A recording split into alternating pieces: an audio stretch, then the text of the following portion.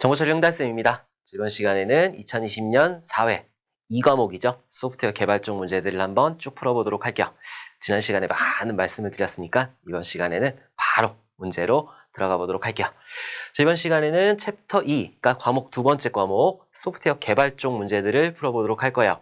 소프트웨어 개발 쪽 같은 경우에는 고득점 하셔야 돼요. 1, 2, 3 과목 여기선 고득점 해주셔야 되는 거고 4과목 같은 경우에는 이제 합격 점수 60점 정도만 맞춰주시면 되고 5과목은 그냥 꽈락 넘기신다라는 생각으로 하시면 될 것 같아요.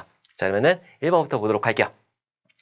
소프트웨어 패키징 도구 활용 시 고려사항으로 틀린 것은 일단 소프트웨어 패키징이라고 하는 거. 패키징이라고 하는 거는 내가 소스 코드를 만들었어요. 거기에는 뭐 이미지도 있고 뭐 소스 코드도 있고 뭐 자바스크립트도 있고 여러 가지가 있을 거 아니라 자, 이런 것들을 고객한테 통 넘겨주면은 뭐 하는 거니? 이럴 거 아니라 그러니까 이것들을 잘 묶어가지고 고객이 설치하기 쉽게 그렇게 만들어주는 거를 패키징 과정이라고 하는 거야.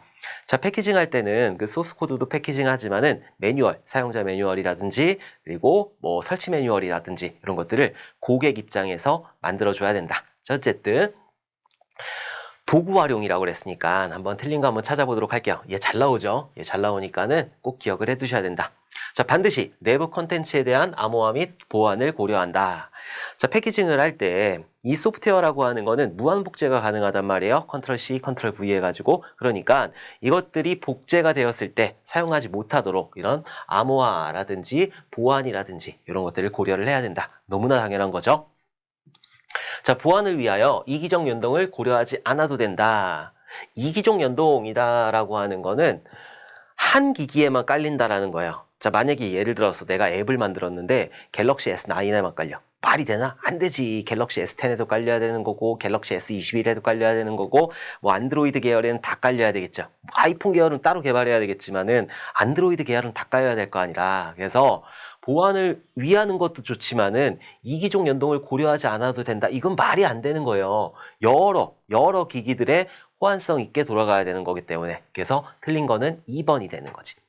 자, 사용자 편의성을 위한 복잡성 및 비효율성 문제를 고려를 해야 되겠죠. 자, 제품 소프트웨어 종류에 적합한 암호화 알고리즘을 적용을 해야 된다. 자, 이런 것들 다 맞는 건데 2번 이기종 연동도 고려를 해야 되는 거예요. 여러 기종에 설치가 될 수 있도록. 자, 시험에 잘 나오니까는 한번 보도록 할게요. 반드시 암호화하고 보안을 고려한다. 추가로 다양한 이기종 연동을 고려해야 된다. 자, 사용자 편의성을 위한 복잡성 및 비효율성 문제를 고려한다. 자, 어플리케이션 종류에 적합한 암호화 알고리즘을 적용을 해야 된다. 자, 그리고 지속적인 배포를 고려를 해야 된다.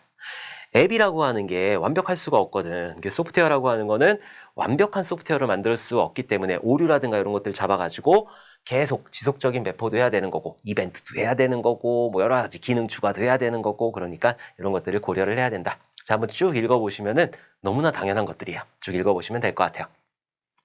자, 2번 보도록 할게요. 이 AI 구축 유형 중 하이브리드에 대한 설명으로 틀린 것은 했어요. 자, 이 AI라고 하는 거는 기업 어플리케이션을 통합하는 거죠. 자, 기업 어플리케이션을 통합할 때 포인트 투 포인트가 있었고 허브 앤 스포크가 있었고 메시지 버스가 있었고 허브 앤 스포크하고 메시지 버스하고 합쳐놓은 하이브리드라는 게 있었다. 자, 그래서 이 하이브리드 유형에 대해서 얘기를 하는 거예요. 자, 허브 앤 스포크와 메시지 버스의 혼합 방식이다. 맞죠? 자, 필요한 경우 한 가지 방식으로 이 AI 구현이 가능하다. 맞아요. 뭐 얘가 하이브리드라고 해도 그냥 하나로 구현해도 된다. 자, 데이터 병목 현상을 최소화할 수 있다. 두 개를 같이 썼잖아. 뭐 허브 앤 스포크하고 메시지 버스하고 같이 썼으니까 병목 현상, 뭔가 몰리는 현상을 조금 최소화할 수 있겠죠. 자, 좋은 거니까.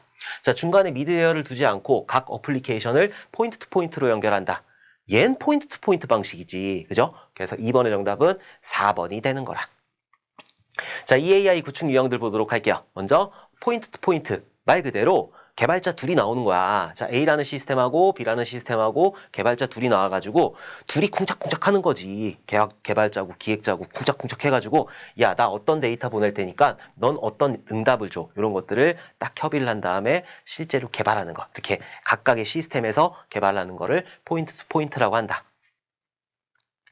제가 가장 처음 해외를 나간 적이 딱 27살 때인가? 그때 나갔었거든요. 그때 갔을 때가 싱가포르 갔어요, 싱가포르. 싱가포르에 왜 갔냐면은, 그때 제가 삼성화재 사인즈씨라고 글로벌 보험을 하고 있었거든요. 글로벌 보험을 하는데 우리 쪽에서 전문을 날려야 돼. 한국에서 전문을 날리면은 싱가포르로 날아가야 돼요. 그 싱가포르에 서버가 있는 거라. 그래서 싱가포르에도 이 시스템이 있는 거지. 두 시스템이 연동을 해야 되는 거라. 그래가지고 싱가포르에 갔어. 그게 처음으로 여권이라는 것도 만들어 보고 처음으로 해외여행을 한 게 그때 싱가포르에 갔어요. 그때 한 게 포인트 투 포인트예요. 각각 한국에서 어떤 데이터를 만들어 가지고 싱가포르하고 얘기를 해야 되니까 개발자 오래 갔더니 그냥 따뜻하고 좋더라고. 그래서 그렇게 했던 기억이 새록새록 나네. 어쨌든 포인트 투 포인트라고 하는 거는 중간에 미드레이어를 두지 않고 직접 연결하는 거예요. 상대적으로 저렴하다. 개발자끼리만 가면 되는 거니까 자, 변경, 재사용이 어렵다. 내가 여기서 만든 것들을 여기다가 다시 쓸 수가 없다라는 거예요. 여기 있는 환경이 틀리고 여기 있는 환경이 틀리기 때문에 원하는 데이터도 틀리고 그래서 이런 재사용이 어렵다라고 하는 거죠. 자, 두 번째로 허브 앤 스포크 보도록 할게요. 자, 허브 앤 스포크 같은 경우에는 중간에 허브 시스템을 두는 거예요. 그래서 이 허브 시스템을 통해서 데이터들이 왔다 갔다 하는 거. 그러니까 이 허브 시스템에 데이터가 왔다 갔다 하는지 다 기록이 되겠죠. 자, 그런 것들 장점이 있는 거. 자, 허브 시스템을 통해 데이터를 전송한다. 모든 데이터 전송을 보장할 수 있다. 여기에 일단 쌓이니까 뭔가 오류가 발생을 했다. 여기서 못 받았어. 그래도 여기서 나중에 다시 한번 전달을 해줄 수 있으니까. 자, 확장 유지 보수가 용이하다. 여기다 하나 이렇게 추가해가지고 이렇게 끼기면 되니까. 자, 허브 장애 시 전체에 영향을 미칠 수 있다. 얘가 장애가 발생을 하면은 당연히 모든 통신들이 안 되는 거겠죠. 자, 메시지 버스 보도록 할게요. 얘는 ESB 형태라고 하는데 얘는 ESB 형태라고 하는데 자, 어쨌든 이 버스를 통해서 데이터들이 왔다 갔다 하는 거예요. 자, 어플리케이션 사이에 버스를 두어서 처리한다. 뛰어난 확장성, 대용량 처리 이런 것들이 가능하다. 마지막으로 얘는 하이브리드 같은 경우에는 메시지 버스가 아니라 하이브리드 같은 경우에는 내부에서는 허브 앤 스포크를 쓰게 되는 거예요. 자, 내부에서는 허브 앤 스포크를 쓰게 되는 거고 거기다가 버스를 둬가지고 여기서 메시지 버스 형태로 처리하는 거 이걸 보고 하이브리드 형태이다. 자, 내부는 허브 앤 스포크 방식, 외부는 메시지 버스 방식을 사용한다. 자, 데이터 병목 현상을 최소화시킬 수 있는 게 하이브리드 방식이야. 이렇게 네 가지 포인트 투 포인트, 허브 앤 스포크, 메시지 버스, 하이브리드. 허브 앤 스포크하고 메시지 버스하고 합쳐놓은 하이브리드 이런 것들이 있다. 자, 3번 보도록 할게요. 소스코드 품질 분석 도구 중 정적 분석 도구가 아닌 것은 이건 외워야 돼. 뭐 어쩔 수가 없어. 그래서 얘는 정답이 3번이에요. 3번. 그래서 밸런스라고 하는 건 얘는 동적 분석 도구예요. 동적 분석 도구. 정의 한번 해보면 일단 정적 분석 도구하고 동적 분석 도구라는 게 있는데 정적 분석 도구 같은 경우에는 소스 코드를 실행시키지 않은 상태에서 소스 코드를 실행시키지 않고 소스 코드 내부의 품질을 보는 거예요. 그걸 보고 정적 분석 도구라고 한다. 자, 소스 코드를 실행시키지 않고 코딩 표준이라든지 코딩 스타일이라든지 구조와 의존 관계 이런 것들을 분석하는 정적 분석 도구라는 게 있는데 종류에는 PMD, 소나큐브, 바인드버그, 체크 스타일, CPP 체크, 커버티라 이런 것들이 있다. 요거는 시험에 잘 나오니까는 좀 기억을 해두시는 게 좋을 것 같아요. 자, 다음 포스트픽스 연산에 대한 연산 결과로 옳은 것은 자, 포스트픽스 연산 결과로 옳은 것이래요. 얘 같은 경우에는 프리픽스가 있고 그리고 그 포스트픽스라는 게 있잖아요. 연산식. 그래서 전이연산이라는 게 있고 그다음에 중이연산이라는 게 있고 자, 그리고 후이연산이라는 게 이렇게 있어요. 자, 전이연산 그러니까 우리가 쓰는 거는 전이연산이에요. 중이연산이에요. 그래서 A 플러스 B 해가지고 쓰잖아요. 중간에 들어가 있어. 뭐가? 연산자가 중간에 들어가 있는 거를 중이연산이라고 하는 거고 전이연산 같은 경우에는 연산자가 앞에 들어가 있어요. 이렇게 되어 있는 게 전이연산이고 자, 그리고 후이연산 같은 경우에는 연산자가 이렇게 뒤에 들어가 있어요. 이걸 보고 후이연산이라고 한다. 아니, 중이연산 쓰면 되는 걸 왜 전이연산을 하고 후이연산을 해요? 컴퓨터는 이 중이연산 같은 경우에는 모든 식이 다 나와야지 그때 계산을 할 수가 있어요. 근데 컴퓨터 같은 경우에는 일을 빨리빨리 처리해줘야 되잖아. 그러니까 이 후이연산을 사용해가지고 그 데이터 뭐 연산자 이렇게 나오면은 바로바로 연산을 해버리는 거예요. 그래서 쓰는 게 전이연산이고 후이연산인데 보통 컴퓨터에서는 후이연산을 많이 쓴다. 자, 어쨌든 요거는 후이연산식에 대한 연산 결과라고 그랬으니까 우리가 요것들을 가지고 풀 수가 없단 말이에요. 그러니까 얘를 어떻게 이 후이연산을 중이연산으로 바꿔야지 더하기 빼기를 할 수 있다라는 거지. 오케이? 그러면은 더하기 빼기를 한번 해보도록 할게요. 자, 일단 바꾸는 거니까 후이연산을 중이연산으로 바꾸기 위해서는 데이터 연산자가 나오면은 데이터 연산자가 이렇게 연속으로 나오게 되면은 요 연산자를 중간으로 딱 끼워버리고 요것들을 하나의 데이터로 만들어 버리는 거예요. 자, 요것들을 어떻게 만드냐? 뒤에서 그 스택에 넣는 거 그것들을 해볼 건데 여기서 한번 일단 해보도록 할게요. 3은 데이터죠. 데이터 연산자잖아. 그죠? 데이터 연산자가 나왔어. 그럼 여기 있는 연산자를 중간으로 이렇게 끼긴다고. 그래서 3 곱하기 4가 되면서 얘가 하나의 데이터가 되는 거예요. 자, 그리고 나머지 5가 있고 6이 있고 곱하기가 있고 더하기가 있는 거예요. 그럼 다시 처음부터 데이터 연산자. 데이터 연산자가 나왔잖아요. 그럼 여기 있는 연산자를 중간으로 이렇게 끼긴다고. 그래서 5 곱하기 6이 된다고. 5 곱하기 6이 되는 거고 얘가 하나의 데이터가 되는 거지. 그리고 앞에 3 곱하기 4가 하나의 데이터가 되는 거고 이렇게가 하나의 데이터가 되는 거고 자, 그 다음에 데이터 여기 플러스 있으니까 데이터 연산자가 나왔죠. 데이터 연산자가 나왔으니까 여기는 연산자를 이렇게 끼우면은 여기에 플러스가 들어가겠네. 그럼 연산자 우선순위에 의해서 요것들을 먼저 하겠지. 3 곱하기 4 하면은 12가 되는 거고 5 곱하기 6 하게 되면은 30이 되는 거잖아요. 그쵸? 요 두 개를 더하면은 42가 되는 거라. 그래서 4번의 정답은 42가 되는 거지. 그래서 4번의 정답은 42가 되는 거고 요것들을 스택을 이용한다고 그래요. 자, 스택을 이용하는 방법을 한번 보도록 할게요. 자, 먼저 이렇게 박스를 하나를 만들어 놓고 데이터가 들어왔어요. 그럼 데이터를 집어넣는 거야. 오케이? 그 다음에 또 데이터가 들어왔어. 그럼 데이터를 여기다 집어넣는 거예요. 자, 그 다음에 연산자가 나왔잖아요. 여기 연산자가. 그러면은 연산자가 나왔으면은 지금 2개 집어넣어 있으니까 하나씩 팝하는 거지. 4를 먼저 팝하는 거야. 4를 먼저 팝하는 거고 그 다음에 3을 팝하겠지. 3을 팝한 다음에 여기 있는 곱하기를 여기다 집어넣는다고요. 3 곱하기 4를 만들어준다고. 그래서 3 곱하기 4를 해가지고 12를 만들어주고 이 12를 여기 빠졌잖아. 팝 해가지고 빠졌잖아. 그러니까 이 12를 여기다 집어넣어주는 거지. 그래서 여기에 12가 이렇게 들어가 있게 되는 거예요. 자, 그 다음으로 들어오는 거 5잖아요. 5라는 데이터가 들어왔어. 그 다음에 6이라는 데이터가 들어왔어. 그리고 나서 연산자가 나왔죠. 자, 연산자가 나왔으니까 어떻게 한다? 팝 하는 거예요. 뭘 팝해? 6이라는 걸 먼저 팝해. 그 다음에 5라는 걸 이렇게 팝해요. 그 다음에 여기 있는 곱하기를 여기다 이렇게 낀가주게 된다. 5 곱하기 6이 되는 거죠. 얘는 30이라는 거죠. 자, 30이라는 연산 결과를 팝 했잖아. 두 개를 팍 해가지고 빼냈잖아요. 그러니까 얘를 30을 여기다가 집어넣게 되는 거지. 자, 그 다음에 연산자가 또 나왔어요. 더하기라는 연산자가 나왔을 때 연산자가 나오게 되면은 팝 한다고요. 처음에 있는 거 팝해가지고 뒤에다 쓰는 거고 그리고 그 맨 마지막 거 12를 팝해가지고 여기다 쓰는 거고 플러스 하면 어떻게 된다? 최종적으로 42라는 결과값이 나오게 된다. 자, 이렇게 스택을 이용해도 되는 거고 아니면은 아까 전에 제가 한 것처럼 데이터 연산자 해가지고 연산자를 중간으로 끼인 다음에 걔를 하나의 데이터로 만들면 그렇게 푸실 수도 있다. 오케이. 자, 5번 보도록 할게요. 인터페이스 보안을 위해 네트워크 영역에 적용될 수 있는 것으로 거리가 먼 것은 잘 나오죠. 잘 나오니까 꼭 기억을 해두셔야 돼요. 자, 네트워크 영역에 적용될 수 있는 보안 같은 경우에는 IP Security, SSL, SHTTP 이런 것들이 있다. 그래서 5번의 정답은 3번. IP Security, SSL, SHTTP 이런 것들은 네트워크에 대한 보안을 신경을 쓰게 되는 거죠. 자, 네트워크 영역에다가 할 수 있는 거는 일단 송수신, 그러니까 A라는 시스템하고 B라는 시스템하고 이렇게 인터페이스로 연결되어 있다라고 했을 때는 네트워크를 통해서 연결을 하는 거잖아요. 그리고 여기서 중간에 누군가가 이렇게 지켜볼 수 있겠지. 지켜보고 막 변조하고 이럴 수가 있겠죠. 그래서 송수신 간 스니핑 등 데이터 탈취 및 변조 위협 방지를 위해 네트워크 트래픽, 여기서 날아가는 데이터에 대해서 암호화를 시키는 거예요. 이렇게 암호화를 시키게 된다. 자, 방식은 IP Security하고 SSL하고 SHTTP가 있다. 요 세 가지 꼭 기억을 해두셔야 돼요.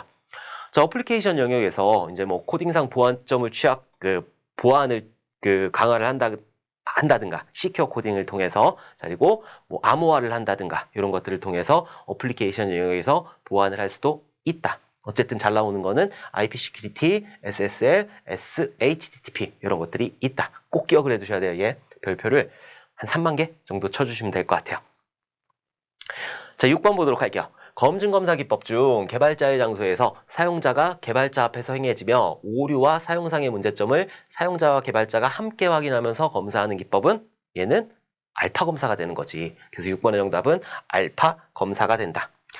자, 요 같은 경우에는 전체적인 그 V 모델을 좀 알아야 되는 거죠. 자, V 모델을 알아야 되는데, 자, 먼저 요구사항 분석을 할 거예요. 자, 분석하고, 분석도 여러 가지가 있어. 분석하고, 그 다음에 설계하고, 그 다음에 여기서 실제로 구현을 진행을 하는 거잖아요. 자, 요렇게 타게 될 거예요.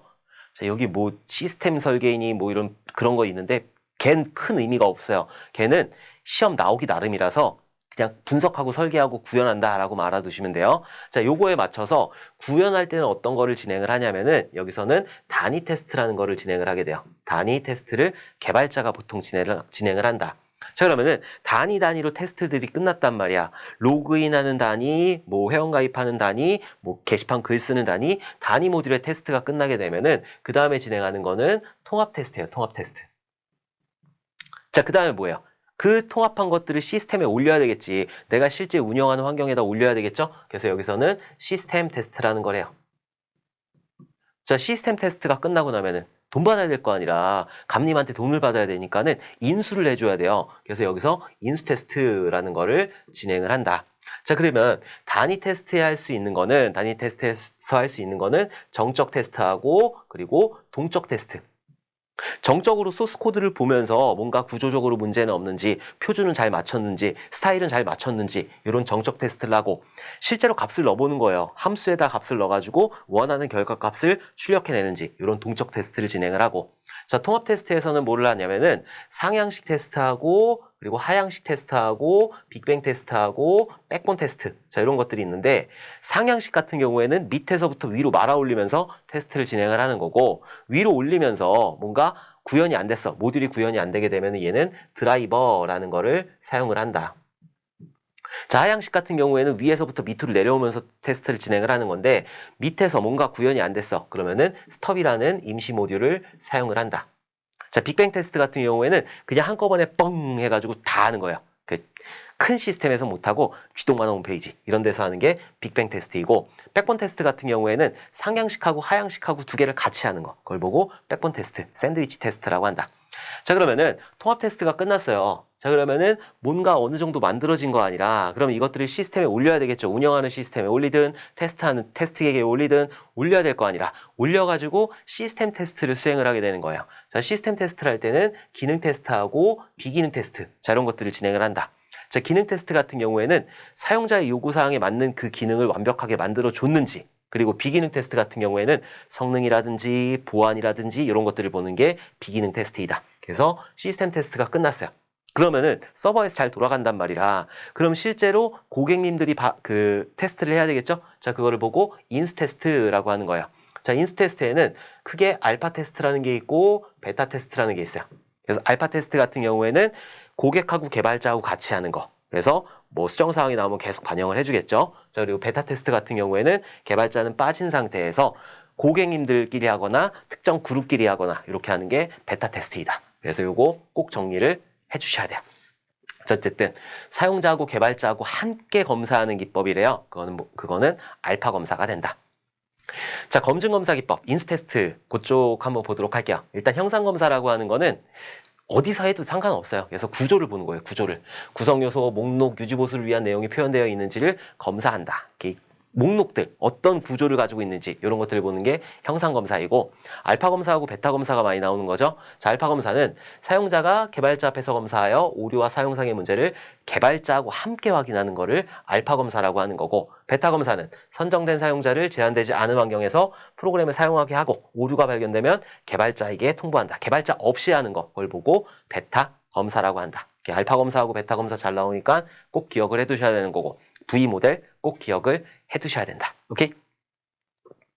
자, 7번 보도록 할게요. 다음 초기 잔료에 대하여 삽입 정렬을 이용하여 오름차순 정렬할 경우 1회전 후의 결과는, 자, 삽입 정렬이라는 거.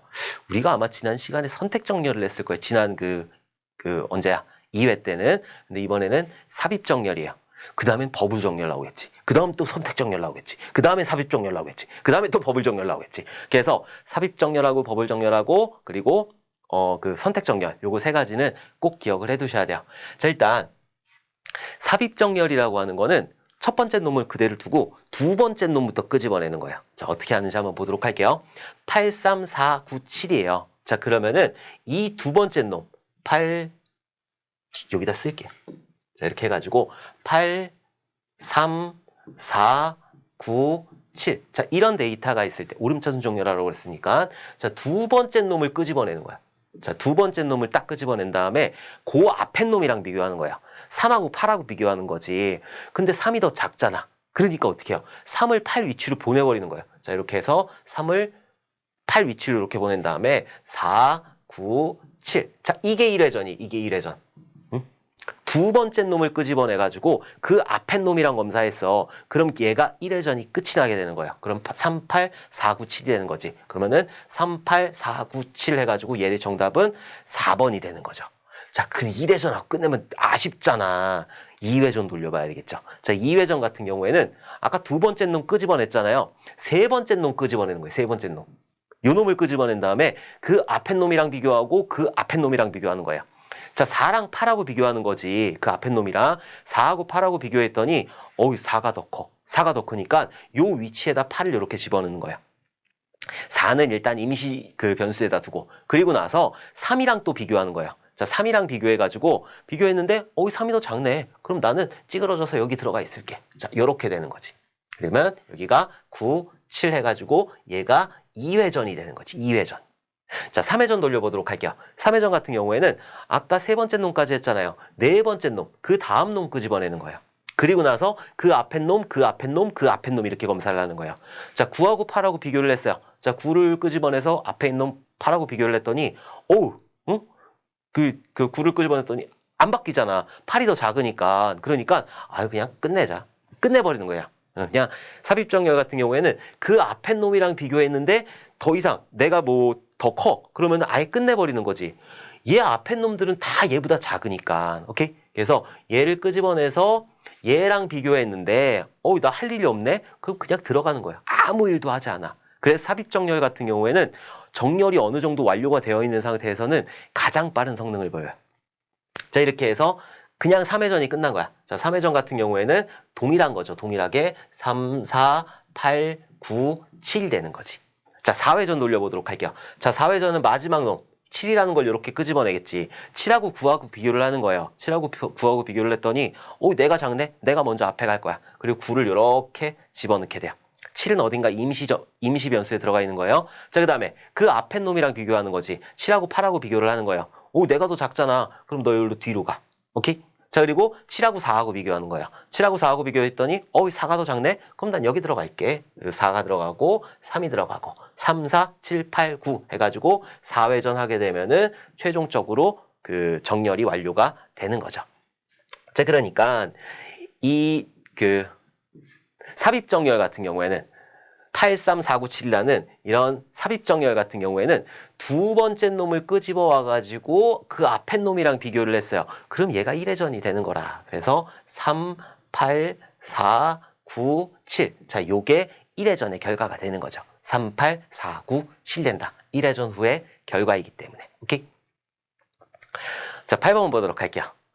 근데 정렬하는 거 조금 헷갈리잖아요. 그래갖고 아마 제가 특강으로 다 교환을 만들어 놨어. 이제 교환을 만들어 놨고, 이것들을 문제 기출해설 특강 다 끝난 다음에 어떤 것들을 할 거냐면은, 아까 연산식 있잖아요. 전이연산하고 후이연산하고 연산식하고, 그리고 그래프 돌리는 거하고 트리 돌리는 거 있어요. 트리의 운행법, 그래프의 운행법, 이런 것들 진행을 할 거고, 정렬법도 마찬가지로 삽입정렬, 버블정렬, 선택정렬, 이런 것들 다시 진행을 할 거예요. 아예 그것들만 딱 모아가지고. 그래서 완벽하게 맞추실 수 있도록 제가 여러분들을 뗀뗀하게 단련시켜 드릴 거예요. 무조건 맞춰야 되는, 무조건. 왜? 이 과목은 고득점해야 되기 때문에. 근데 이런 것들 뭔가 컴퓨터에서 더하기 빼기 나오면은 분명히 더하기 빼기인데 어려워. 그래서 이런 것들 꼭 맞추실 수 있도록 제가 이거 끝나고 나면은 다 정리해가지고 다시 특강으로 진행을 할 거다. 기다려주세요. 조금만. 8번 보도록 할게요. 자, 소프트웨어 설치 매뉴얼에 대한 설명으로 틀린 것은, 자, 일단 패키징 하면서 설치 매뉴얼이라는 것도 만들고, 그리고 사용자 매뉴얼이라는 것도 만들어요. 근데 이 설치 매뉴얼이나 사용자 매뉴얼이나 철저하게 고객 입장에서 생각을 해야 되는 거라. 왜? 고객이 설치할 거고 고객이 사용할 거니까. 자, 설치 과정에서 표시될 수 있는 예외 사항에 관련한 내용을 별도로 구분하여 설명한다. 그런 것들 있잖아요. 여러분들 TV 설치 매뉴얼 봤어. 그럼 맨 뒷장에 보면은 뭐 고장, 이럴 때는 고장이 아닙니다. 이런 거 있잖아요. 예외잖아요. 예외. 별도로 구분해서 설명을 했죠. 내가 이 설치 매뉴얼이다. 소프트웨어라고 틀린 게 아니에요. 여러분들 TV 설치 매뉴얼 보시면 똑같아요. 그거랑 똑같다고 보시면 된다. 자, 설치 시작부터 완료할 때까지의 전 과정을 빠짐없이 순서대로 설명을 해놔야지, 그래야지 내가 완벽하게 설치를 했는지 잘못 설치했는지 알 수 있는 거니까. 당연한 거죠, 이거는. 자, 설치 매뉴얼은 개발자 기준으로 작성한다. 왜? 사용자 기준으로 작성을 해야 되는 거죠. 실제로 설치하는 건 개발자가 아니라 사용자가 설치를 할 거기 때문에, 그래서 사용자 기준으로 작성을 해야 된다. 얘가 틀린 거죠. 8번의 정답은 3번이 되는 거라. 자, 설치 매뉴얼에는 목차, 개요, 기본사항 등이 기본적으로 포함되어야 된다. 여러분들 TV 설치 매뉴얼 같은 거 있잖아요. 집에 있는 설치 매뉴얼 아무거나 보세요. 다 목차하고 개요하고 기본사항 다 들어가 있어. 이런 것들은 기본적으로 들어가야 된다. 오케이? 자, 소프트웨어 설치 매뉴얼. 이제 설치 방법을 순서대로 상세하게 설명한다. 화면을 캡처하여 사용자가 이해하기 쉽도록 구성한다. 설치 화면은 exe 등 인스톨 파일을 실행하도록 화면을 첨부한다. 화면 첨부하라는 거고, 설치 실행 시 표시되는 내용 및 안내창에 대한 메시지를 설명해 준다. 자, 그리고 정상 설치 완료 시 최종 메시지를 출력한다. 이런 것들 그냥 한번 쭉 읽어보시면 될 것 같아요. 아마 공부를 많이 하셨겠지만 교재, 교환이나 이런 데 다 나왔으니까는 그냥 한번 쭉 읽어보시면 될 것 같아요. 자, 9번 보도록 할게요. 자, 인터페이스 구현 검증 도구가 아닌 것은, 구현 검증 도구는 외워야 돼. 뭐 어쩔 수가 없어. 뭐 여러 가지가 있죠. 막 X유닛이라는 게 있어. X유닛 조금 이따 설명할 거니까. X유닛이라는 것도 있는 거고, STAF라는 것도 있는 거고, NTAF라는 것도 있어요. 얘는 왜 나왔는지 모르겠어. 얘는 폐기 됐는데. 어쨌든 X유닛도 있고, STAF도 있고, NTAF도 있고, 와틸도 있고, 여러 가지가 있어. 근데 ESB라고 하는 거는 서비스 버스죠. 서비스 버스. 그래서 9번의 정답은 1번이 되는 거라. 자, 그럼 구현 검증 도구 특징을 정확하게 알아두셔야 된다고 그랬어요. 특징이 나오는 거니까 X유닛이라고 하면은 이렇게 잘라. 그래서 X는 우리 방정식 할 때 X에는 여러 가지 값이 들어갈 수가 있잖아요. 다양한 단위가 되는 거예요. 다양한 단위 테스트, 다양한 언어를 지원하는 단위 테스트, 그런 게 X유닛이라고 한다. 자, STAF 같은 경우에는 특징으로 서비스 호출하고 컴포넌트 재사용, 요거 나오면은 STAF예요. 자, 그리고 피트니스 같은 경우에는 웹 기반 테스트 케이스 설계하는 그런 프레임워크이다. 웹 기반이야, 웹 기반. 웹 기반이다라는 거를 꼭 기억을 해 두셔야 돼요. 자, 그리고 NTAF 같은 경우에는 STAF하고 비슷해요. 근데 얘는 네이버에서 만들었고 지금은 안 써요. 자, 그리고 와틸 같은 경우에는 웹 어플리케이션 테스팅 인 루비예요. 그러니까 루비라는 프로그래밍 언어가 있어. 실제로 루비라는 프로그래밍 언어가 있어요. 그 루비 기반 테스트 프레임워크이다라고 알아두시면 돼요. 자, 그리고 셀레니움 같은 경우에는 얘는 웹 어플리케이션 테스트 프레임워크이다. 이렇게 특징들만 정확하게 알아두시면 된다. 다시 한번 X유닛 같은 경우에는 다양한 언어를 지원하는 그런 단위 테스트, 유닛이니까 단위 테스트 프레임워크이고, STAF 같은 경우에는 서비스 호출, 컴포넌트 재사용, 요거 나오면 되는 거고, 피트니스 같은 경우에는 웹 기반이다. 그리고 NTF는 잘 안 나와요. 그냥 네이버에서 사용하는 그런 프레임워크이다. 그리고 와틸은 루비 기반이다. 웹 어플리케이션 테스팅 인 루비니까. 자, 그리고 셀레니움 같은 경우에는 얘는 웹 어플리케이션 테스트 프레임워크이다. 이렇게 특징들을 정확하게 알고 계셔야 돼요. 자, 10번 보도록 할게요. 소프트웨어 형상 관리에서 관리 항목에 포함되지 않는 것은, 자, 일단 형상 관리라고 하는 거는 너무너무 중요하다고 그랬죠? 형상 관리는 실무에서도 굉장히 많이 쓰는 거라서 형상 관리의 종류라든지 아니면은 형상 관리 명령어라든지 형상 관리 절차라든지 이런 것들 꼭 기억을 해 두셔야 된다. 절차 한번 볼까요? 형상 식별을 해야 되는 거죠. 자, 형상 식별을 하고, 자, 그다음에 형상 통제. 그 다음에 그 통제한 것들을 기록해야 되겠죠? 형상 기록. 기록이 아니라 형상 통제, 형상 감사를 진행하고, 마지막으로 형상 기록. 자, 이렇게 진행을 한다. 그래서 식도, 감기 이렇게 꼭 기억을 해 두셔야 돼요. 형상 관리 절차. 자, 그리고 형상 통제에서 뭘 한다? 베이스라인을 설계한다 라는 것도 꼭 기억을 해 두셔야 된다. 자, 어쨌든 관리 항목에 포함되지 않는다라고 그랬어요. 형상 관리라고 하는 거는 소프트웨어 개발을 진행을 하면서 전체적인 과정에서 나오는 모든 산출물, 모든 테스트 케이스라든지 테스트 시나리오, 그리고 소스 코드들, 이런 것들이 형상 관리 대상에 들어간다. 자, 프로젝트 요구 분석서. 요구사항 분석에서 나온 그런 산출물이잖아요. 그러니까 얘는 당연히 들어가야 되겠죠. 소스 코드. 얘는 말할 것도 없어. 소스 코드 당연히 들어가야 되는 거고, 운영 및 설치 지침서. 매뉴얼이라는 건 바뀔 수가 있잖아요. 그러니까 이런 것들도 관리 항목에 들어가는 거고, 프로젝트 개발 비용.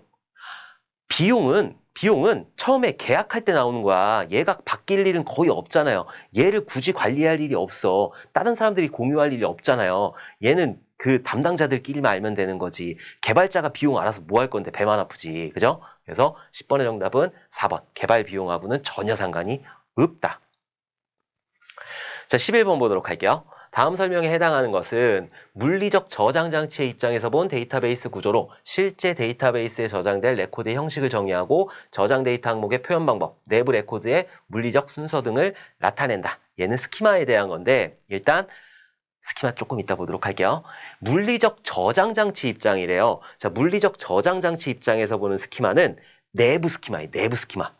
외부 스키마가 있고 그리고 개념 스키마가 있고 내부 스키마가 있는데 11번 같은 경우에는 물리적 저장 장치 입장이라고 했으니까 얘는 내부 스키마가 되는 거라. 오케이? 자, 그러면은 스키마 구조 한번 보도록 할게요. 자, 스키마 같은 경우에는 스키마는 그냥 구조예요. 구조. 외부 스키마라는 게 있어요. 자, 외부 스키마라는 거는 사용자가 보는 그런 영역, 그걸 보고 외부 스키마라고 한다. 그래서 외부 스키마는 뷰하고 관련이 있는 거죠. 뷰라는 거하고 관련이 있는 게 외부 스키마이고, 그리고 개념 스키마라는 게 있어요. 자, 그리고 내부 스키마라는 게 있어. 자, 개념 스키마라고 하는 거는 데이터베이스를 전반적으로 관리해 주는 거. 뭐 전반적인 구조라든지 아니면 제약사항이라든지 이런 것들, 전반적인 데이터베이스의 구조를 관리해 주는 게 개념 스키마가 되는 거고, 그리고 내부 스키마 같은 경우에는 그 안에 뭐 네임이라는 게, 회원의 네임이라는 게 몇 글자로 되어 있느냐, 얘가 글자냐 숫자냐 이런 것들이 있잖아요. 이런 것들을 보는 게 내부 스키마가 되는 거예요. 그래서 개념 스키마 같은 경우에는 전체 뭐 아파트를 봤다 그러면은 아파트의 전체적인 조경도 이렇게 보시면 돼요. 그리고 내부 스키마 같은 경우에는 그 안에 콘크리트가 몇 센치로 되어 있고 철근이 몇 개 들어가 있고 이런 것들 내부 스키마라고 보는 거고, 그리고 외부 스키마 같은 경우에는 좀 보이는 거, 분양 모델하우스 같은 거 이런 거라고 생각을 하시면 될 것 같아요. 자, 이 각각의 스키마에는 독립성이라는 게 존재를 해요. 자, 독립성이라고 하는 거는 논리적 독립성이라는 게 있는데, 논리적 독립성은 내부에 있는 개념 스키마가 바뀌거나 내부 스키마가 바뀌어도 외부에 있는 스키마에는 영향을 미치지 않는다. 아무런 영향을 미치지 않는다라는 거예요. 만약에 예를 들어서 내부 스키마에 글자가 3글자인데 이름이 3글자인데 야 5글자짜리가 나타났어. 그럼 5글자를 늘린 거예요. 5글자를 늘렸다고 해도 이 외부 스키마에는 영향이 없는 거죠. 이걸 보고 논리적 독립성이라고 하는 거고, 개념 스키마가 바뀌어도 마찬가지예요. 개념 스키마가 바뀌어도 이 외부 스키마에는 영향을 미치지 않는 거. 만약에 개념 스키마에 회원 테이블이 있어요. 회원에 야 내가 성별을 안 넣었다? 그럼 성별을 넣었어요. 여기다 성별을 넣었어. 그 외부 스키마에 아무런 영향이 없잖아. 그죠? 이걸 보고 논리적 독립성이라고 하는 거고, 물리적 독립성 같은 경우에는 내부에 있는 구조, 그러니까 내부에 있는 글자를 좀 바꿨다, 아까 전처럼 요거를 바꿨다 해도 개념 스키마에는 혹은 외부 스키마에는 영향을 미치지 않는 거, 요걸 보고 물리적 독립성이라고 그래요. 얘 물리적 구조잖아. 내부 스키마 같은 경우에는 물리적인 저장 장치의 구조란 말이에요. 그래서 얘가 바뀌어도 외부에는 영향을 미치지 않는다라는 게 물리적 독립성이라. 오케이? 이것도 꼭 기억을 해 두셔야 돼요. 자, 12번 보도록 할게요. 다음 트리에 대한 인오더 운행 결과는, 자, 인오더라고 하는 게 그 순회 방법인데, 먼저 그러니까 전이 순회가 있고, 그 다음에 중위 순회가 있고, 후위 순회라는 게 있는 거죠. 후위 순회라는 게 있다. 자, 전위 순회 같은 경우에 영어로 프리오더가 되는 거고, 중위 순회는 인오더가 되는 거고, 후위 순회는 포스트 오더가 되는 거죠. 그래서 전위 순회 같은 경우에는 먼저 방문해라라는 거잖아요. 먼저 부모를 먼저 방문하라는 거예요. 그래서 부모를 방문하고 왼쪽 자식 방문하고 오른쪽 자식 방문하고 이런 식으로 순서를 가지는 게 전위 순회이고, 중위 순회 중간에 방문하라는 거예요. 부모를. 그래서 왼쪽 자식 다 방문하고 그리고 부모 방문하고 오른쪽 자식 방문하고 이런 식으로 하는 게 중위 순회이다. 자, 후위 순회 같은 경우에는 마지막에 방문하라는 거예요. 부모를. 그래서 왼쪽 자식 방문하고 오른쪽 자식하고 그리고 부모로 올라가는 거. 이걸 보고 후위 순회라고 한다.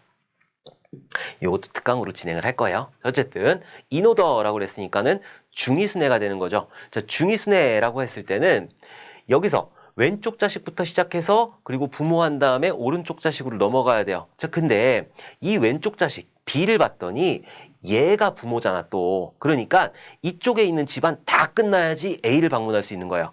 여기에 있는 거를 다 끝내야지 A를 방문할 수 있다고. 오케이? 그래서 요렇게 들어가는 거죠. 요렇게. 그래서 처음에 D를 방문하게 되는 거죠. 오케이? 얘가 왼쪽 자식이니까 그리고 부모 B를 방문하는 거죠. 그리고 오른쪽 자식 없으니까 여기서 이제 이쪽 집안이 끝났어. 그러니까 여기서 A를 방문할 수 있는 거지. 응? 가장 조상 A를 방문할 수 있는 거고 그 다음에 C를 방문하려고 봤더니 얘가 부모잖아. 부모니까 어떻게? 요렇게 해야 된단 말이야. 요렇게. 응? 왼쪽 집안 먼저 방문을 해야 된다고. 그래서 E 방문하고 그 다음에 C 방문하고 F 방문하고 자 요런 식으로 순서가 나오게 된다. DBA, ECF, DBA, ECF. 그래서 이 12번의 정답은 1번이 되는 거라. 자, 다시 한번 보면 인오더라고 그랬으니까 중위순회란 말이에요. 그래서 중간에 방문을 해야 돼. 자, 이렇게 방문을 해야 되는데 이 B를 봤더니 얘가 또 부모야. 얘가 부모니까 맨 밑에 있는 거 얘를 다 방문해야지. 자, 이쪽 집안이 끝나야지 A를 방문할 수 있어요. 그러니까 이렇게 방문을 했더니 맨 밑에서 D를 먼저 방문하고 그 다음에 부모인 B를 방문하고 오른쪽 자식 없는 거죠? 여기 없으니까 이제 이쪽 집안이 다 끝난 거지. 그리고 나서 부모를 방문하는 거죠. 이쪽 왼쪽 집안 다 끝났으니까 그 다음에 부모를 방문하는 거지. 자, 부모를 방문한 다음에 오른쪽 자식을 이렇게 방문하려고 봤더니 얘가 부모네. 부모니까 어떻게 해야 돼? 이렇게 해야 된단 말이에요. 왼쪽 자식부터 방문을 해야 된다라는 거지. 그래서 E를 방문하고 C를 방문하고 F를 방문하게 된다. 그래서 DBA, ECF, DBA, ECF 이런 순서로 운행을 하게 된다. 오케이? 자, 13번 보도록 할게요. N개의 노드로 구성된 무방향 그래프의 최대 간선수는 무방향 그래프라고 하는 거는 이렇게 해가지고 이렇게 한쪽으로만 되어 있는 거 요거를 보고 무방향 그래프라고 하는 거고 방향 그래프 같은 경우에는 이렇게 되는 게 방향 그래프가 되는 거죠. 자, 요거는 공식이 있는데 자, 예를 들어서 3개가 있어요. 자, 3개의 노드로 구성되어 있어. 자, 3개의 노드로 구성되어 있고 나는 내 입장에서 최대 간선수 나는 이렇게 2개를 연결할 수 있는 거죠. 그죠? 나 빼고 양쪽에 2개를 연결할 수 있잖아. 얘 기준에서 봤을 때 얘는 나 빼고 2개를 연결할 수 있잖아. 그죠? 얘 기준에선 나 빼고 2개를 연결할 수 있잖아. 그죠? N개에 있을 때, N개가 있을 때, N개의 노드가 있을 때, 나 빼고 2개를 방문하잖아. 나 빼고 2개를 방문하니까 N-1 되는 거지. 오케이? 자, N 곱하기 N-1을 하는데 여기서 한쪽 방향으로만 하잖아요. 한쪽 방향으로만. 그러니까 여기서 나누기 2를 하게 된다. 이계식이에요. 이계식. 그래서 13번의 정답은 3번. N 곱하기 N-1 나누기 2가 된다. 자, 이거 한번 정리해보면은 일단 무방향 그래프 같은 경우에는 나를 기준으로 A라는 걸 기준으로 B랑 연결되어 있고 D랑 연결되어 있고 C랑 연결되어 있잖아요. 자, 그러면은 4개가 있어. 여기 써있네. 자, 4개의 간선이 있어. 근데 나는 나 빼고 3개랑 연결되어 있잖아요. 요게 3개잖아. 나는 나 빼고 각각 4개가 3개랑 연결되어 있잖아요. 그러니까 4 곱하기 3을 하는 거고 그리고 한쪽 방향으로만 연결되어 있으니까 양쪽이 아니니까 나누기 2를 해줘야 된다. 그래서 최대 6개가 나올 수 있다는 거지. 세볼까요? 하나, 둘, 셋, 넷, 다섯, 여섯. 오케이?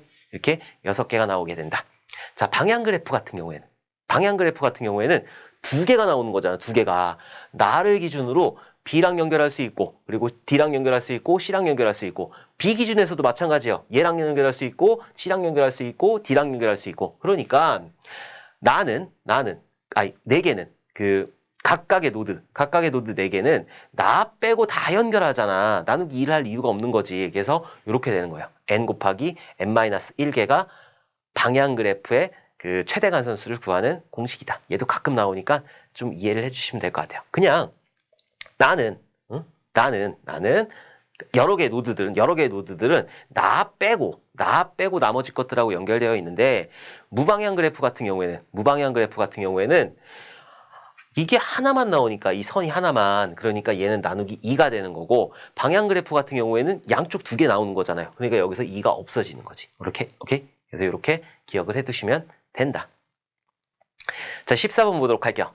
다음이 설명하는 테스트 용어는 테스트의 결과가 참인지 거짓인지를 판단하기 위해서 사전에 정의된 참값을 입력하여 비교하는 기법 및 활동을 말한다. 얘는 외워야 돼. 테스트 오라클이에요, 오라클.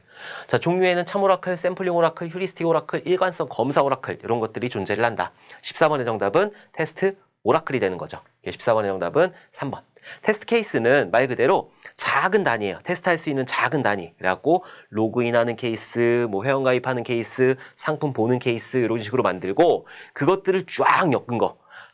처음에 회원가입하고 로그인하고 상품 보고 주문하고 이런 것들을 쫙 엮어가지고 테스트를 하는 거를 테스트 시나리오라고 하는 거예요.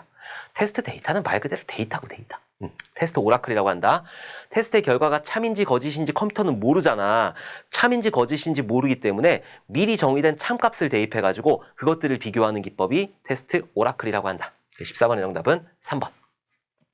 자, 테스트 오라클의 유형. 얘도 잘 나와요. 참 오라클이라는 것도 있고 샘플링 오라클이 있고 휴리스틱 오라클이 있고 일관성 검사 오라클이라는 게 있어요. 자, 참 오라클 같은 경우에는 다 검사하는 거야. 다. 모든 입력값에 대해 기대하는 결과를 확인하는 전수 테스트이다. 그래서 얘는 보통 일반적인 기업에서 쓰지는 않아요. 그 테스트할 것들을 다 해야 되니까 그 테스트하느냐고 시간 다 걸리게. 그래서 얘는 사고 나면 난리 나는 거. 뭐 비행기라든지 뭐 이런 것들 있잖아요. 그런 것들 할 때 쓰는 게 참 오라클이고, 자, 샘플링 오라클 같은 경우에는 아주 설렁설렁한 오라클이지. 그래서 샘플로 몇 가지를 추출을 하는 거예요. 그래갖고 그것만 테스트하는 거. 보통 기업에서 쓰는 게, 보통의 소프트웨어에 쓰는 게 샘플링 오라클이다. 특정 몇몇 입력값들에 대해 검사를 하는 게 샘플링 오라클이다. 거기보다 조금 더 발전된 게 휴리스틱 오라클이에요. 샘플링 오라클을 한 다음에 나머지 것들은 추정으로 하는 거예요. 추정으로. 그래서 샘플링 오라클을 개선한 오라클이고, 특정 값에 대한 올바른 결과를 제공하고 나머지는 추정으로 처리한다. 나머지는 휴리스틱으로 처리를 한다. 자, 일관성 검사 오라클 같은 경우에는 이전 수행 결과와 현재 수행 결과가 동일한지 이런 것들을 검증하는 게 일관성 검사 오라클이다. 자, 참 오라클, 샘플링 오라클, 휴리스틱 오라클, 일관성 검사 오라클 이렇게 네 가지 있다는 거 꼭 기억을 해두시고, 오라클, 테스트 오라클이라고 하는 거는 참인지 거짓인지 판단하기 위해서 미리 정의된 참값을 비교하는 게 테스트 오라클이라고 한다. 꼭 기억을 해두셔야 돼요. 잘 나와. 자, 15번 보도록 할게요. 빌드 자동화 도구에 대한 설명으로 틀린 것은, 빌드 자동화 도구 한번 일단 풀어보고, 자, 그래들은 실행할 처리 명령을 모아 태스크로 만든 후 태스크 단위로 실행한다. 태스크 단위로 해요.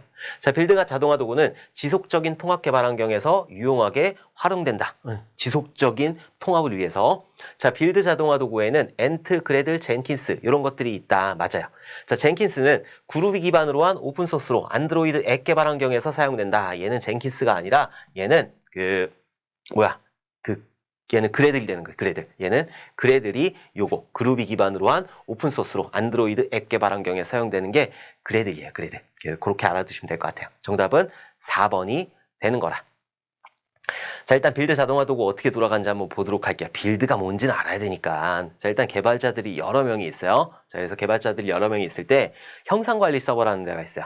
이 형상관리 서버에다가 내가 수정한 것들을 다 올리는 거지. 다 이렇게 커밋해가지고 올리게 되는 거예요. 자, 요거를 뭐라고 한다? CI. 지속적인 통합이라고 하는 거예요. 지속적인 통합. 그래서 아까 전에 여기 보면, 지속적인 통합 개발 환경에서 유용하게 사용된다라고 했잖아요. 자, 이런 것들이 지속적인 통합을 하게 되니까 이게 지속적인 통합이 되는 거고, 여기다가 형상관리의 서버에다가 올리는 거를 지속적인 통합이라고 하는 거고, 여기에 CI 서버가 있어요. 얘 같은 경우에는 배포하는 서버거든요. 뭐 여기에 젠킨스가 깔려있든 뭐가 깔려있든 이런 CI 서버라는 게 있어요. 자, 그리고 이것들을 폴링해 오는 거지. 여기서 형상관리 서버에 있는 것들, 개발자들이 CI, 지속적인 통합을 해가지고 여기에 뭐가 들어가 있어? 소스코드라는 게 들어가 있잖아요. 자, 소스코드라는 걸 가지고 오는 거예요. 자, 그리고 여기에는 빌드 스크립트라는 게 있어요. 이 빌드 스크립트라고 하는 거는 여기 있는 소스 코드를 어떻게 배치하고 이미지들은 어떻게 배치하고 뭐 이런 것들 있잖아요. 그것들이 설명서예요. 설명서. 자, 설명서하고 실제 소스 코드를 가지고 오는 거예요. 자, 그리고 얘가 많은 거예요.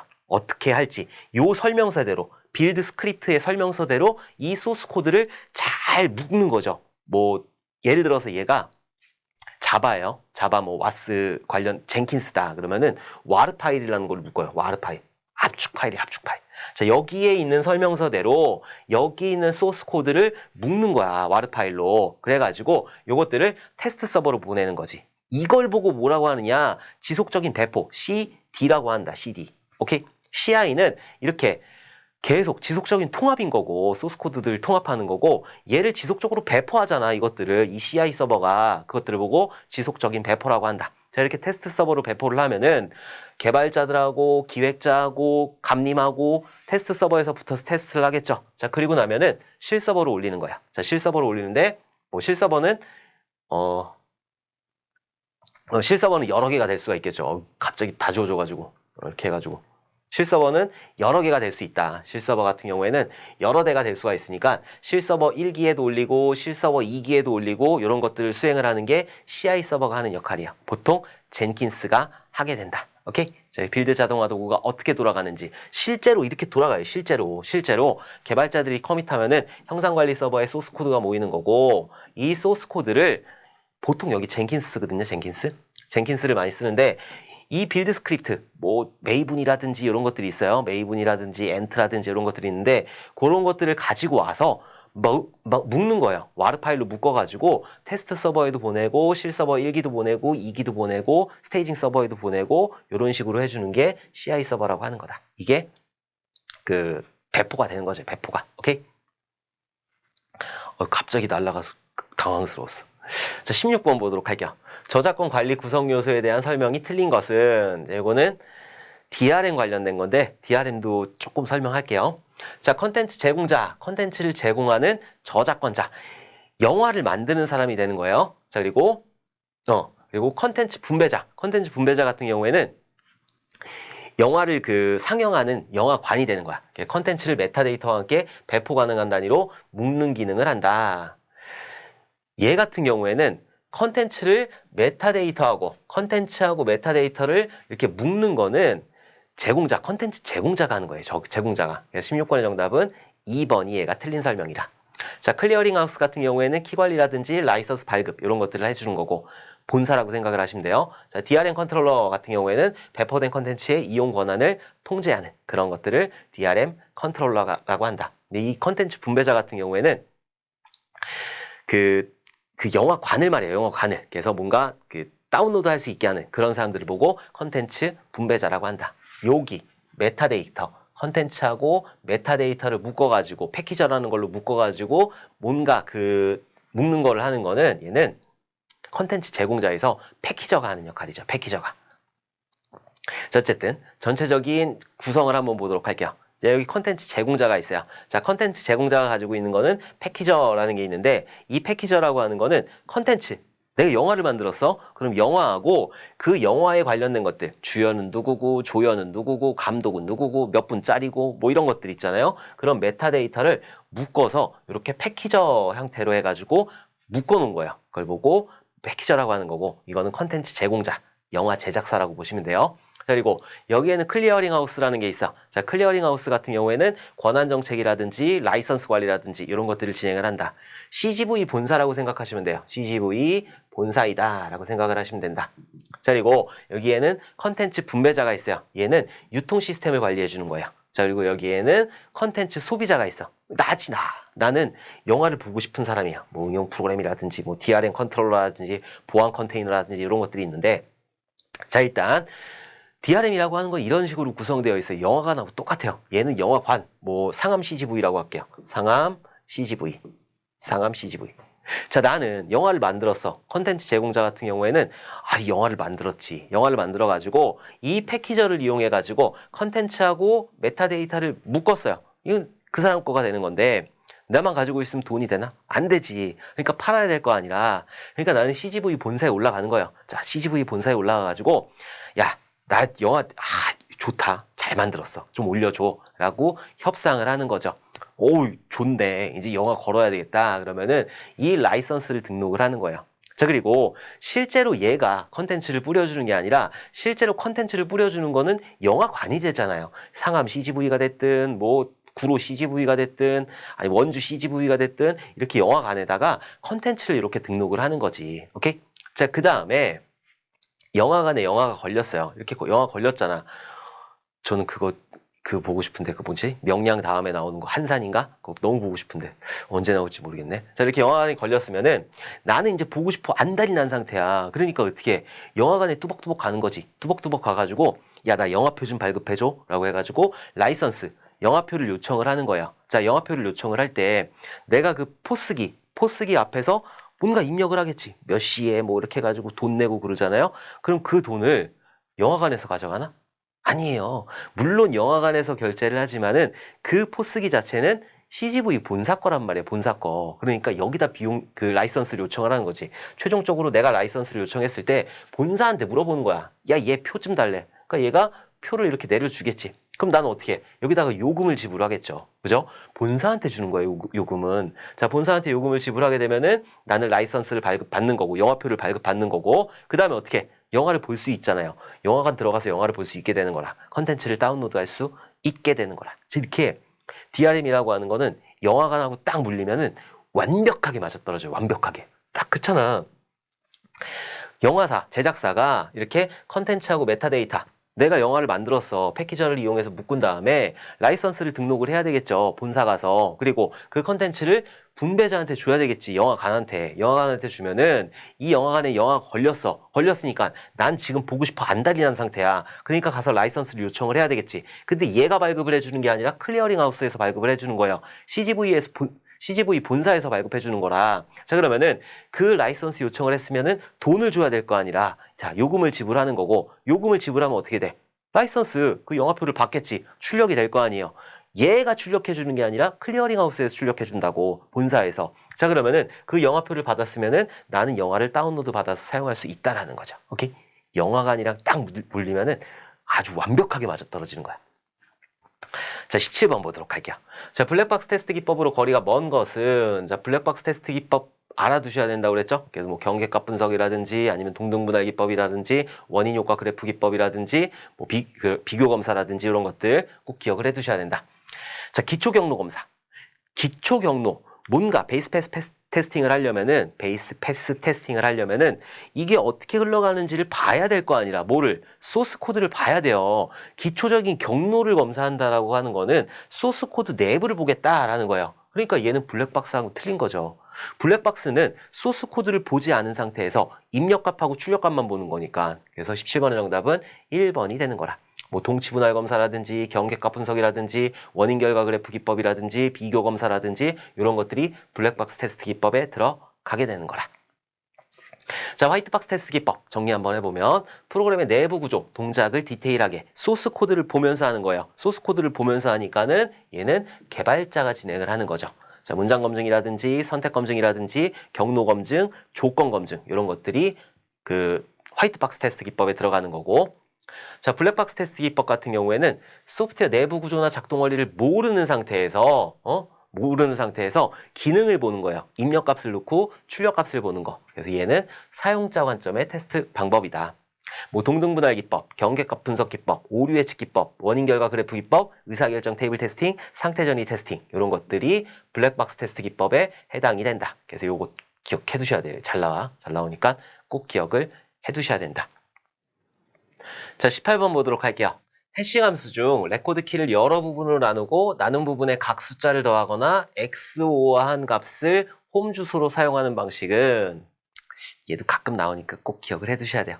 자, 일단 해싱 함수를 이용하는 거는 뭐를 하냐면은 해시 테이블이라는 게 있어요. 자, 해시 테이블에다가 어떤 값을 저장하겠다라고 하는 건데 여기에 해싱 함수라는 게 있는 거예요. 해시 함수는 아니에요. 해시 함수는 단방향 암호화이고 얘는 해싱 함수예요. 해싱 함수. 여기에 테이블이라는 게 있어요. 해시 테이블이라는 게 이렇게 있어.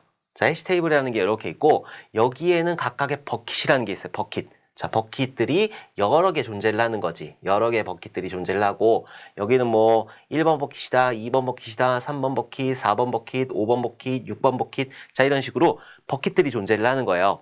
자, 그 다음에 여기에 슬롯들이 이렇게 존재를 해. 여기에는 실제로 값이 저장되는 슬롯이라는 게 존재를 한다. 자, 그래서 어떤 값이 들어왔어요? 7이라는 값이 들어왔어 라고 하면은 이 해싱 함수를 통해서 야, 너는 1번으로 들어가. 그럼 여기에 싹 들어가게 되는 거야. 만약에 뭐 8이라는 값이 들어왔어. 그럼 해싱 함수를 통해서 넌 2번으로 들어가. 이렇게 되는 거죠. 각각의 버킷의 슬롯의 값이 저장이 되는 거예요.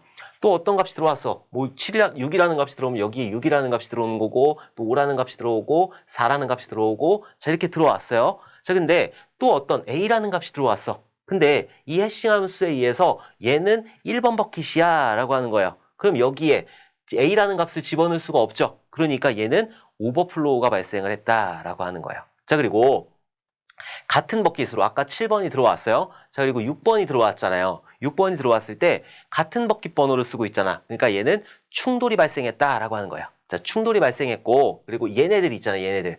같은 그 버킷 번호 얘를 보고 신호님이라고 하는 거죠. 동의어라고 하는 거예요. 이런 용어들도 좀 기억을 해두셔야 된다. 이렇게 넘어갔을 때는 오버플로우가 되는 거고 버킷이라는 게 있고 슬롯이라는 게 있고 자 어떤 버킷에 뭔가 들어왔을 때 충돌이 발생을 한 거죠. 자 충돌이 발생했다고 뭔가 오류가 난 건 아니에요. 자 충돌이 발생할 수도 있지. 여러 개의 슬롯을 놨으니까 충돌이 발생했고 그리고 얘네들 7, 6, 5, 4 얘네들을 보고 신호님, 동의어라고 한다. 이거 좀 기억을 해두셔야 돼요. 자 어쨌든 여기서는 무슨 얘기냐면은 어떤 값이 들어왔을 때 어떤 주소값으로 어떤 버킷으로 넣을지 이런 것들을 정해주는 건데 거기서 XO한 값이래요. XO한 값을 홈 주소로 사용한다라고 하는 거는 폴딩법이에요. 폴딩법. 외울 수밖에 없어. 그래서 18번의 정답은 2번. 폴딩법이 되는 거라. 그럼 나머지 것들 한번 정리 한번 해보도록 할게요.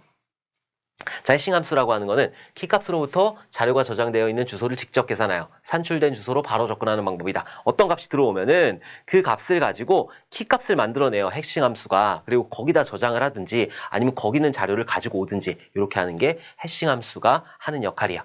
검색 방법 중 속도는 가장 빠르나 충돌 현상의 해결의 부담이 요구된다. 검색할 때 몇 번에 있는지 바로바로 알 수 있으니까. 근데 충돌이라는 게 발생을 했잖아요. 그리고 신호님이라는 게 있는 거고. 자, 이런 것들에 뭐 부담이 요구된다라는 게 해싱 함수예요. 오케이? 자, 일단 어디 주소에다 넣을 거냐 이런 종류들이 있는데 제3법 같은 경우에는 나눠서 나머지 값을 주소로 취하는 걸 제3방법이라고 그래요. 자, 그리고 중간 제곱법 같은 경우에는 중간에 있는 값을 이제 중간 값을 제곱해가지고 그런 값을 취하는 게 그 주소 값을 취하는 게 중간 제곱법이라고 하는 거고 폴딩법 아까 전에 지금 폴딩법이었잖아요. 폴딩법 같은 경우에는 XO와 연산을 한다라고 하는 거는 폴딩법이에요. 자 그리고 기수변환법 같은 경우에는 진법을 변환해요. 진법. 그래서 키값을 다른 진법으로 간주하고 변환하는 주소를 취한다. 진법이다. 그럼 기수변환법이에요. 자 개수변환법 같은 경우에는 고르게 분포된 값을 가지고 주소를 취한다. 이 뭔 소리냐면은 전화번호라는 걸 저장할 거예요. 그럼 앞에 010은 다 똑같잖아. 010 어쩌고 뒤에 어쩌고 자 이런 식으로 쭉 있을 거 아니에요. 자 그럼 여기 010은 다 똑같아. 그러니까 여기서 고르게 분포되어 있는 요 영역을 가지고 주소값을 취한다. 이게 그 개수 분석 방법. 오케이? 그 동일한 거는 할 수가 없으니까 고르게 분포가 돼야 되니까 동일한 거 가지고 하게 되면은 충돌이 발생한다고 그랬잖아요. 자, 무작위 방법, 난수, 그냥 무작위로 집어넣는 거, 그걸 보고 무작위 방법이라고 한다. 자, 이런 종류들 어떤 주소에다 넣을지 제3방법은 나머지 값, 나눠서 나머지 값인 거고 중간 제곱법 같은 경우에는 키값을 제곱한 다음에 그 다음에 중간 부분 값을 취하는 거, 제곱하는 거야. 자, 그 다음에 중첩 방법 같은 경우에는 XO하는 거, 그 다음에 기수변환법은 진법 변환하는 거, 그리고 개수 분석 방법은 뭔가 고르게 분포된 이런 고르게 분포된 값을 주소값으로 취하는 거. 무작위는 말 그대로 무작위로 하는 거. 오케이? 꼭 기억을 해두셔야 된다. 가끔 나와요. 자, 19번 보도록 할게요. 다음에서 설명하는 클린코드 작성 원칙은 한 번에 한 가지 처리만 수행한다. 그리고 클래스 메소드 함수를 최소 단위로 분리한다. 얘는 한 가지만 단순하게 처리를 한다는 거잖아요. 그래서 19번의 정답은 단순성이 되는 거예요. 클린코드 작성 원칙 한번 정리 한번 해보도록 할게요. 자, 가독성. 말 그대로 보기 쉬워야 되는 거예요. 이해하기 쉬운 용어를 사용해야 된다. 단순성. 한 번에 한 가지 처리만 수행을 해야 된다. 이게 단순성이에요. 자, 그리고 의존성. 코드의 변경이 다른 부분에 영향이 없게 작성을 해야 된다. 여기서 바꾸면은 얘만 바꾸면 되는 거지. 얘 바꿨다고 이거 바꾸고 저거 바꾸고 그거 바꾸고 그러면 안 되는 거라. 자, 그리고 중복성. 중복된 코드를 제거를 해야 되는 거죠. 자, 그리고 추상화. 상세 내용은 하위 클래스에서 구현할 수 있게. 나는 이렇게 리모컨 틀만 만드는 거고 이 리모컨 틀을 가져다가 TV에서 구현하고 뭐 그 에어컨에서 구현하고 이런 식으로 하는 게 추상화이다. 자, 가독성, 단순성, 의존성, 중복성, 추상화. 요거 클린 코드 작성 원칙이니까 꼭 기억을 해두셔야 돼요. 가끔 나와, 가끔. 다 가끔 나오는 거다. 자, 디지털 저작권 관리 기술과 거리가 먼 것은 했어요. 자, 디지털 저작권 관리 찾아보면 컨텐츠 암호화 및 키 관리. DRM이라고 하는 거. 얘 같은 경우에는 그 소프트웨어를 이게 유통하는 과정을 DRM이라고 하잖아요. 이 소프트웨어라고 하는 거는 무한 복제가 가능하다고. 그러니까 얘는 당연히 암호화 시켜야 되는 거고, 이것들을 산 사람들, 이 소프트웨어를 산 사람들은 풀 수 있어야 되겠지. 그래서 암호하고 키 관리는 당연히 해야 되는 거죠. 자, 컨텐츠 식별체계 표현. 얘가 어디 들어가 있는지는 알아야 될 거 아니라 이 소프트웨어가 어디에 붙어 있는지는 얘도 맞는 거고. 자, 컨텐츠 오류 감지 및 복구. 얘가 오류가 있는지 없는지 이 DRM, 유통 시스템이 어떻게 할까요? 모르지. 얘는 전달만 해주는 건데, 만약에 영화 제작자가 있어. 영화 제작자가 이 영화의 그 의도인지, 이거 오류야. 이게 의도인지 아니지. 그 영화 제작자밖에 모르는 거잖아요. 얘는 알 수가 없다. 유통하는 과정에서 이건들을 어떻게 알아? 그래서 20번의 정답은 3번이 되는 거라. 자, 라이선스 발급 및 관리. 내가 이것들을 정당하게 이용할 수 있는지 이런 것들을 해줘야 되는 거잖아요. 얘도 맞는 거고. 그래서 거리가 먼 것은 3번. 컨텐츠의 오류 감지 및 복구 같은 경우에는 제작자만 할 수 있는 거예요. 제작자만. 오케이? DRM 유통 과정하고는 전혀 상관이 없는 거예요. 자, 그러면은 DRM 기술 요소 한번 보도록 할게요. 자, 암호화. 당연히 암호화 시켜야 되는 거죠. 컨텐츠 및 라이선스에 대한 암호화를 시켜야 된다. 키 관리. 풀 수 있어야 되는 거예요. 자, 그리고 식별 기술. 얘가 어디에 들어가 있는지 DOI라든지 URI라든지 이런 것들이 여기 들어가는 거고. 자, 저작권 표현. 내 거야. 이런 저작권 표현이 있어야 되는 거고. 정책 관리. 얘를 산 다음에 다운로드 일주일 해야 된다. 이런 것들 정책 관리 있어야 되는 거고. 크랙 방지. 깨가지고 요것들을 쓰면 안 되는 거예요. 크랙 방지해야 되는 거고. 인증. 내가 정당한 사용자야 라는 걸 인증해야 되는 거죠. 자, 그리고 인터페이스. 얘가 다음에 올라가 있고 네이버에 올라가 있고 네이트에 올라가 있고 이럴 수가 있잖아. 이런 인터페이스 해줘야 되는 거고. 그리고 사용 권한. 내가 어느 정도의 그 권한이 있는지 이런 것들을 해줘야 된다. 이런 DRM 기술 요소들도 가끔 나오니까, 가끔이 아니라 자주 나오니까 꼭 기억을 해주셨으면 좋겠어요. 자, 이렇게 해서 이번 시간에는 소프트웨어 개발 쪽 문제 20문제들을 쭉 한번 풀어봤어요. 중간에 갑자기 떠가지고 당황스러웠네.